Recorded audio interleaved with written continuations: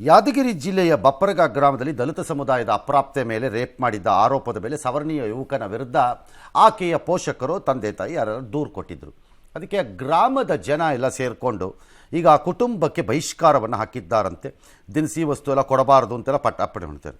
ಸಂತ್ರಸ್ತೆ ಕುಟುಂಬದ ಮೇಲೆ ಅದನ್ನು ತೆರವು ಮಾಡಬೇಕು, ಇದ್ರ ಕ್ರಮ ತಗೋಬೇಕು ಅಂತೆಲ್ಲ ಆಗಿದೆ.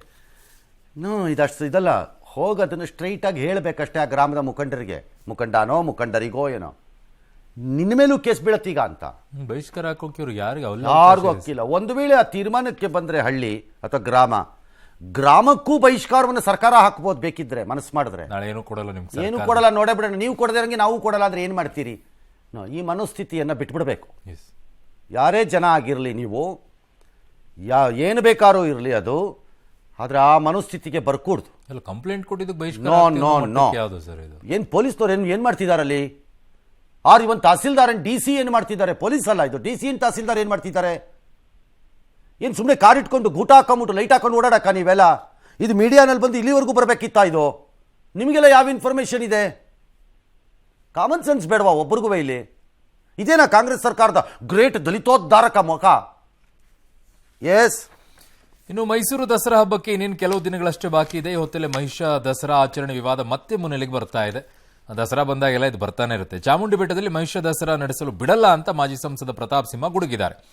ಮಹಿಷ ದಸರಾ ನಡೆಸುವವರ ಮನೆಗಳಲ್ಲಿ ಮಾಡ್ಕೊಳ್ಳಿ ಅವರು. ಇದೇ ವೇಳೆ ಕರಾವಳಿಯ ಕಾರ್ಣಿಕ ದೈವ ಕೊರಗಜ್ಜನ ವೇಷ ಧರಿಸಿದ ನಟ ಅರ್ಜುನ್ ಕಾಪಿಕಾಡ್ ಕಲ್ಜಿಗ ಸಿನಿಮಾಗಾಗಿ ನರ್ತಿಸಿದ್ದಾರೆ. ಇದು ದೈವಾರಾಧಕರ ಕಂಗೆಣಿಗೆ ಗುರಿಯಾಗ್ಬಿಟ್ಟಿದೆ.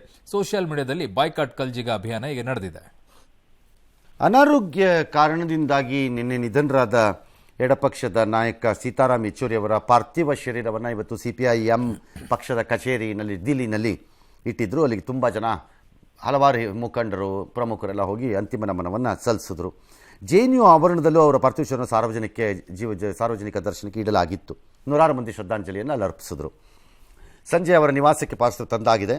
ನಾಳೆ ಅವರ ಈ ದೇಹವನ್ನು ಏಮ್ಸ್ದು ಏನಕ್ಕೋ ಮೆಡಿಕಲ್ ಕಾಲೇಜ್ಗೆ ಯಾವುದಕ್ಕೋ ದಾನ ಮಾಡ್ತಾರೆ ಅಂತ ಕುಟುಂಬಸ್ಥರು ತಿಳಿಸಿದ್ದಾರೆ. ಇನ್ನು ನವೆಂಬರ್ನಲ್ಲಿ ನಡೆಯುವಂತಹ ಅಮೆರಿಕ ಅಧ್ಯಕ್ಷೀಯ ಚುನಾವಣೆಯ ಭಾಗವಾಗಿ 3 ದಿನಗಳ ಹಿಂದೆ ಟ್ರಂಪ್ ಮತ್ತು ಕಮಲಾ ಹ್ಯಾರಿಸ್ ನಡುವೆ ಬಹಿರಂಗ ಚರ್ಚೆ ನಡೆದಿತ್ತು. ಇದರಲ್ಲಿ ಕಮಲಾ ಹ್ಯಾರಿಸ್ ಮೇಲುಗೈ ಸಾಧಿಸಿದ್ರು ಅನ್ನುವಂಥ ವಿಶ್ಲೇಷಣೆ ಕೇಳಿ ಬಂದಿತ್ತು.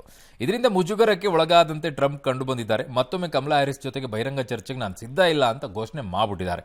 ಬಹಿರಂಗ ಚರ್ಚೆಯಲ್ಲಿ ನಾನೇ ಗೆದ್ದಿದ್ದೀನಿ, ಆದರೆ ಸರ್ವೆಗಳು ಮಾತ್ರ ಬೇರೆಯದ್ದು ಹೇಳ್ತಾ ಇವೆ ಅಂತ ಆಕ್ರೋಶ ಅವರು ಹಾಕಿದ್ದಾರೆ. ಪರಾಜಿತರ ಜೊತೆಗೆ ನಾನು ಚರ್ಚೆಗೆ ರೆಡಿ ಇಲ್ಲ ಅಂತ ಅವರ ಸ್ಟೇಟ್ಮೆಂಟ್.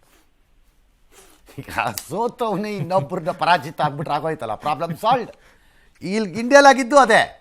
ಕಾಂಗ್ರೆಸ್ ಒಳ್ಳೆ ಸೀಟ್ ಬಂತು ಈ ಸರಿ ಲೋಕಸಭೆನಲ್ಲಿ, ಇಲ್ಲ ಅಂತ ಹೇಳಕ್ಕಾಗಲ್ಲ ನಾವು.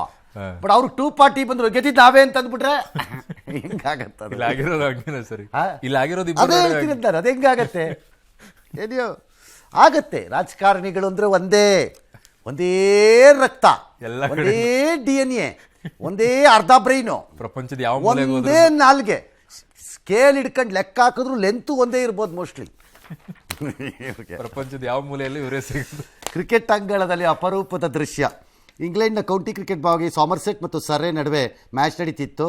ಆಗ 290 ರನ್ ಗುರಿ ಇತ್ತಂತೆ ಸಾಮರ್ಸೆಟ್ ನೀಡಿದ್ದು. ಇವ್ರು ಸರ್ರೆನವರು 109ಕ್ಕೆ 9 ವಿಕೆಟ್ ಆಗೋಗ್ತೀನಿ, 1 ವಿಕೆಟ್ ಇತ್ತು. ಅವ್ನು ಎಲ್ಲಿ 1 ವಿಕೆಟ್ ಬೇಕಲ್ಲಪ್ಪ, ಇನ್ನೇನೋ ಒಂದು ಲಾಸ್ಟ್ ಬಾಲ್ ಏನೋ ಇತ್ತಂತೆ. ಕೊನೆ ವಿಕೆಟ್ ಪಡೆದು ಗೆಲುವು ಸಾಧಿಸೋದಕ್ಕೆ 3 ನಿಮಿಷ ಇತ್ತು ಮ್ಯಾಚ್ ಮುಗಿಯೋಕ್ಕೆ. ಆಗ ಈ ಸಾಮರ್ಸೆಟ್ಟಿನ ತಂಡದ ಕ್ಯಾಪ್ಟನ್ ಏನು ಮಾಡಿದ್ದಾರೆ, 11 ಜನ ತನ್ನ ಪ್ಲೇಯರ್ಸನ್ನು ಆ ಆಟ ಆಡ್ತಿರೋ ಪ್ಲೇಯರ್ದು ಸುತ್ತಲೂ ಬಕಪಕ್ಷಿಗಳಂತೆ ನಿಲ್ಲಿಸ್ಬಿಟ್ಟಿದ್ದಾರೆ. ಪ್ರೆಷರ್ ಹಾಕಕ್ಕದು, ಪ್ರೆಷರು ಅಥವಾ ಹಿಂಗೇನೋ ಟಚ್ ಮಾಡಿದ್ರೆ ಕ್ಯಾಚ್ ಹಾಕ್ಬಿಡ ಕಳಿಸ್ಬಿಡೋಣ ಮನೆಗೆ ಅಂತ. ಆ ಪ್ರೆಷರ್ ವರ್ಕ್ ಆಗಿ ಅವ್ರು LBW ಆಗ್ಬಿಟ್ಟಿದ್ದಾರೆ, ಮ್ಯಾಚ್ ಗೆದ್ದಿದ್ದಾರೆ. ಅದಲ್ಲ ಸುದ್ದಿ. ಒಂದೇ ಫ್ರೇಮಲ್ಲಿ 13 ಜನ ಬಂದಿರೋದು ಫಸ್ಟ್ ಟೈಮ್ ಅಂತೆ. ಬ್ಯಾಟ್ಸ್ಮನ್ ಏನ್ರಿ ವರ್ಲ್ಡ್ ಕಪ್ ಗೆದ್ದಂಗೆ ಆಡ್ತಾ ಇದ್ದಾರೆ. ಅಲ್ಲಿ ಕೌಂಟಿ ಕ್ರಿಕೆಟ್